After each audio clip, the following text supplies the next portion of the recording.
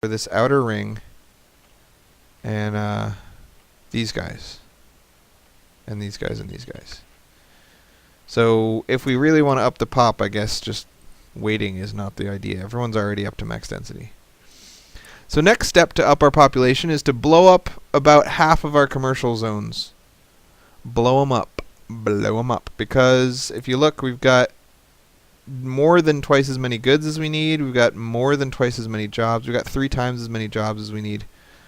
So yeah, we're going to start adding population by blowing up commercial zones. And that will probably cause traffic problems. I mean, the reason that we have twice as many jobs and twice as many goods as we need is because that really helps your taxes, but it only gets you so far. Let's set our tax rate back up to 12% so we don't have to think about it. And let's start blowing things up. Okay, up blowing of the things. So if we've got this whole row, and we want everyone to have a place to work across the street from them, then this one can handle these. I think it's 1 to 3. It's somebody emailed me the answer. It's like 3 to 5 or like 9 to 22 or something. But it's similar to 3 to 1. Let's keep it 2 to 1 for now. Okay, so these guys can all work there. These 2 can work here, and these 2 can work here. They'll work in that little baby place because there's only 1.5 of them. Right, and we'll make those some houses. Boop. Ooh. Boop. We want a house. No. Yeah. Unzone these 2 and make 2 houses.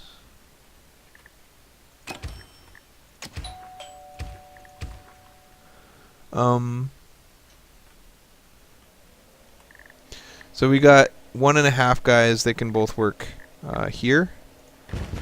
Then this will end up being 2 buildings that can both work at these 2 office buildings can combine to make a big one. And we don't need this one. Don't need this one. This whole area can work at this building right here. And then don't need these.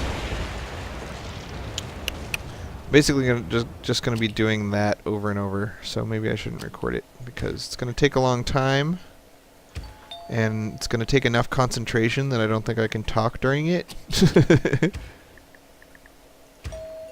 So.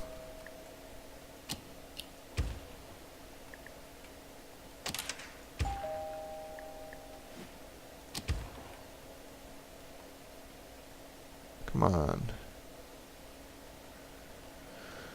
Now up here, all these guys can work at that building, so we don't need this building. We can turn that into a house.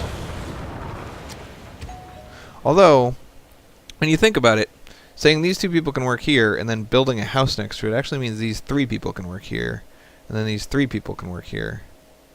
So I might be going overboard. Let's just only do this one piece of the pie for now and see how it works out. Go. Go, fight, win. Doubles. Bears. No sewage going over there. Tons of sewage going over there. Interesting. Alright. Come on, traffic people. So to find out if this is working, what we need to do is open the commercial thing and see how all of the ones that we left behind have some available goods, right? So we should watch this for 2 days, and if some of them run out of goods, like this one ran out of goods, then every time one of them runs out of goods, the people that were going to shop there are now going to drive their cars, and that's bad. So this one ran out of goods. So if too many of them run out of goods, we're going to have to add more commercial, or just do it better on the other lanes. I don't think it matters if one tiny piece of the hub generates traffic as long as the hub overall doesn't. The hub, the wheel, the wheelie hubby wheelie. Still get a lot of injuries per day because of our stupid people. I don't honestly think that stupid people get injured more often, do you? And it's not about stupidity, it's about ignorance. Anyway. It's funny. I was probably 16 years old before that question that all kids ask actually had an answer. So you go to school and you learn about Sacagawea and like random crap that no adult needs to know, but everyone has this like shared pool of random knowledge that's useless. Like we all know a lot of the Norse myths, and we all know, specific books and like Huckleberry Finn or whatever, and we all know how to do. I mean, algebra and basic math are really important for pretty much everyone, but beyond that, like calculus, like why did I know calculus? I don't need to know calculus. But you learn it because you're in school and they have to teach you something, so they teach you that. And so throughout your entire life in education, you're wondering like, why am I learning this? Why do I need to know this? Why am I graded on this? Why does it determine whether or not I get a good job based on how good I am at learning about the Napoleonic era? What does that have to do with my job as a computer programmer in the future? And when I was like 16, my older sister Heather told me, when you're not teaching kids things, you're teaching them how to learn new things. So like in my actual job as a programmer for IBM, if they say, hey, write this program in this language that I've never heard of before, this computer programming language that I've never heard anymore, I can say okay, and I can learn that language and write them a program in like a week. Why? Because when you're in school, you learn how to learn new things really quickly, and it's just all about practice. You're practicing learning new things. So maybe specifically Hannibal going over the Alps isn't relevant to programming, but my ability to learn and retain that knowledge and use it to answer questions on a test and to write papers taught me how to learn things quickly so that I can become a computer programmer.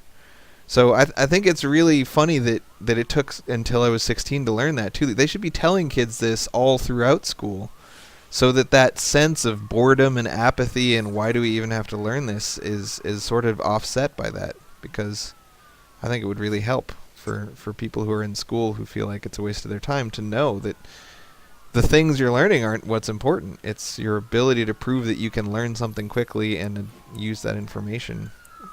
That's really important. Which is why I think my stupid people get injured so much. They don't have practice learning how not to hit themselves with bricks. So that's where that story came from. I'm just trying to fill time while I wait to see if this is enough commercial zones for this area, because I'm just fast forwarding and watching this tiny section of my city. And I'm going to do this no matter what, so I better think of something to say while I do it. It looks good. I'm actually pretty impressed. Other than this one, all of my commercial zones still have goods. And there's no traffic going on here at 5 a.m. No traffic at all in the entire city at 5 a.m. So traffic is still being handled. And it upped my population by at least 30,000 already. And it's going to continue to up it while these guys increase in density. So the real question, though, is once this becomes a full density building, and this becomes a full density building, which it already has, and this one, then will it still be enough goods locally? So they're sending out a lot of shoppers. These places all still have goods. I'm seeing a lot of people go from this place in a car to this place to buy goods, which I think is a little bit silly. They live next to 2 stores with goods available.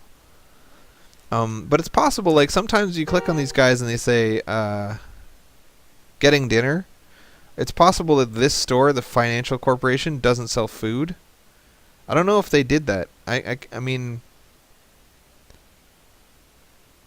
I guess none of these places sell food. So if this guy who wants a food...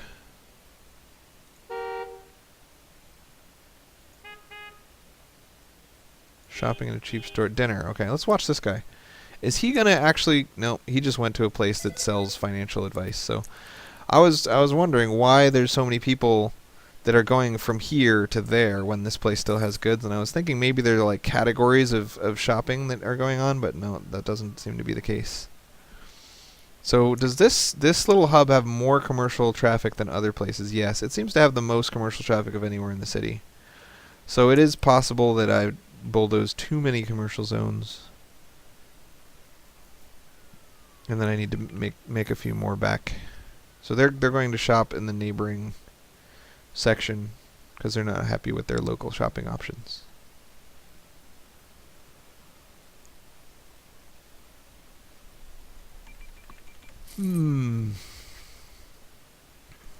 Hey, you. Going partying. That's funny.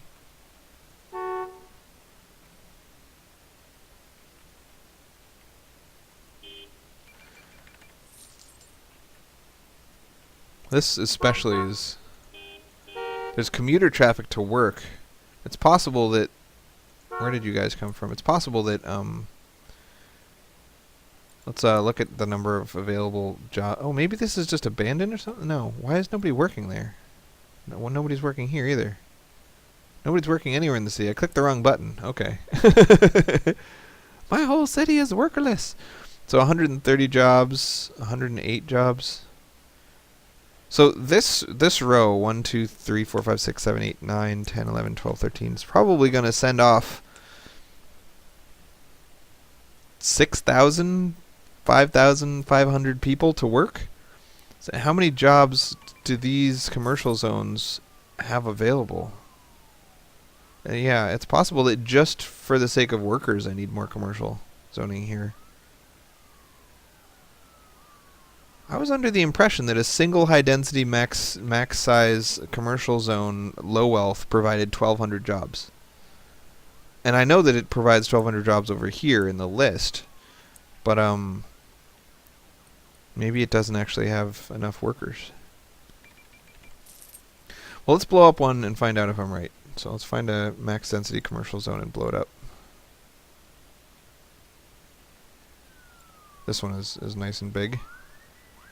Alright, so let's see how many workers... Oh no, here it is. It's got 320 workers. That's pretty good.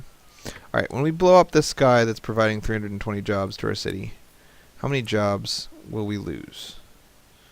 So currently we have 57797. 57797. Now we have 57797. So we lost 400. Whoa, it's different. I swear that's different. And if it was changed, that's a very good thing, because I always thought it was a little bit silly that one commercial zone could provide jobs to 3 houses, or two or 3 houses. But it's going to change our city plan for sure. I'm going to have to look it up, man. I don't think I can quickly find the webpage that I got the job numbers from. But later, in the future, I'll look it up. So these guys are too happy again. Man, we really got to piss our city off more. But I want to up the density of this actually, it's over here, of this place, so I can't piss them off too much. Alright, we got max density there. These guys are still... Oh, they're max density. So I wonder if I bulldoze this whole lane, if it'll rebuild as 4 max density instead of 3 semi-max density, you know? I'm gonna try it.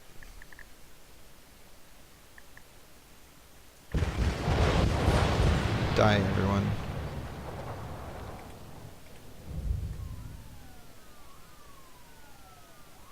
Why did he build first? I feel like maybe I have to zone from the side just a little bit, get them to go to max density, and then zone a little bit more, and get them to go to max density and zone a little bit more. You know? To try to squeeze in as many people as possible in that area. This is one of the things I never do when I'm trying to get the highest population city possible. I tend to just let them build buildings wherever you want, because micromanaging where they place their buildings is such a pain. You have to bulldoze and then wait 2 days, and then bulldoze and then wait 2 days. I think I'd just rather have less population than is possible. There's still a lot of empty space around the sides. I haven't yet decided what I want to do with that space, but for now I'm leaving it empty until the center hub is completely populated. Sorry, they're coming back. Man, we got a lot of in and out traffic going on. But it's moving very quickly. Very quickly. I like this central hub city design. Look how quickly this road moves. Relative to normal, you know. What are these guys doing? They're all coming from working outside of the city. This guy worked at the arcology. This guy worked at the arcology. This guy came from the Moore building. Probably up here. Coal power plant. What's this guy doing? Garbage trucks? Just passing through. That's a lot of people passing through. They're probably construction vans because I just blew up a whole bunch of buildings. That's what's going on.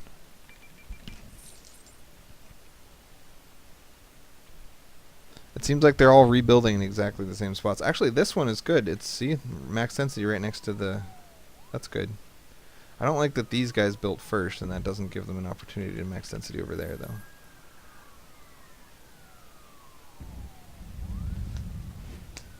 I'm going to D-zone this area. Blow it up.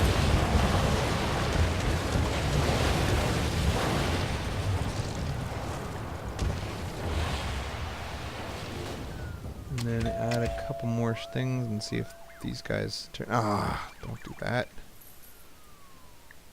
Make it right next to the road. I need to unzone that. Is that enough room for a building? It looks like it.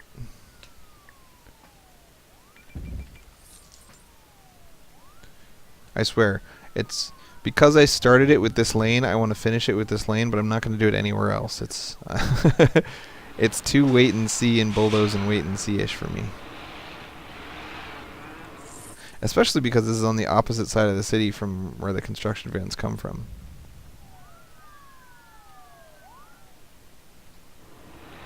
Alright. Turn into a max density house. I dare ya. Oh, somebody was asking, what were they asking? Whether a, this one.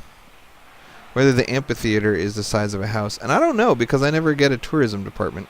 So, I can't answer that question. I don't know why I brought it up. Oh, look at that. Beautiful 3 high density buildings. Awesome. See if that's another high density building.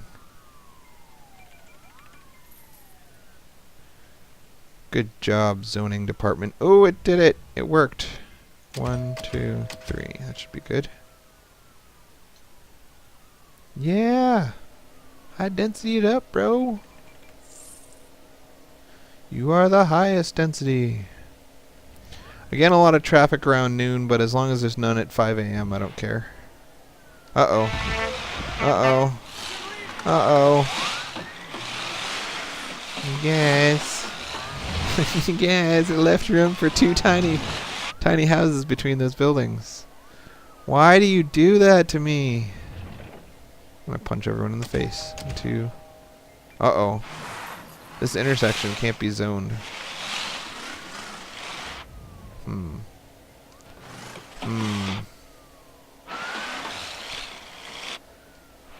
I could probably fix it by blowing it up and rebuilding, but that'd blow up this commercial zone. And this is so fragile. Once this is in place, blowing up this commercial zone is just going to create tons of traffic, I think. I think I'll just leave it alone. Let there be 2 medium wealth buildings in there.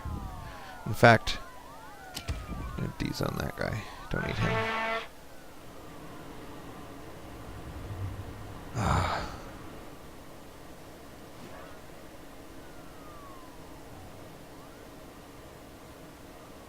Trying to decide whether to try to squeeze in more houses or not.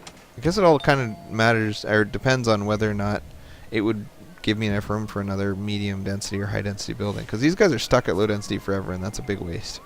There's like 2 people in that area. Whereas if they were both combined, it'd be like 80 or something. A lot more than 2. Anyway, you can see how when they first announced that SimCity 5 was going to have leaderboards, I was really excited because you can imagine this kind of nitpicky micromanagement of your city is something that it takes thousands of millions of hours to do. And while it's probably not very fun to watch, it is kind of satisfying to do. There's not a lot to think about. You just kind of sit here and like do this minor little thing over and over, and I don't know, it's just kind of satisfying to watch the buildings come in, the people drive around and stuff. So I feel like the concept of leaderboards forcing this sort of micromanagement to really pack the most possible people into your city was going to be a great thing. But then when the game launched, and I realized how many easily exploitable bugs there are, right? With leaderboards, it's no holds barred. If it's in the game, you should use it. So the fact that there is the ability to make an entirely residential only city just meant that leaderboard, if you did want to worry about the leaderboards, it would just all be about doing what I'm doing now on the scale of your entire city while there's millions of bums running around and nobody drives on the roads and there's no traffic. And I wasn't really happy with that. So I am happy with the concept of leaderboards, but I don't think I'm going to compete for any of them because you have to do stupid things to achieve them. And I know a lot of people will have fun doing those stupid things, but I just don't like that idea. I think people should work. I think that people should have jobs in a city simulator. Going to work at the arcology, feeling happy leaving the city, feeling happy, going to work, going to her city job. Why are people commuting out to work other than at the arcology? I understand why people have to go to the arcology, but why are people going anywhere else? Maybe they're not. Maybe they just don't know where they're going at this point, and they're like, there is a call for jobs outside the city, and I am answering that call. Whoa, what happened? Well, I guess that's today's episode.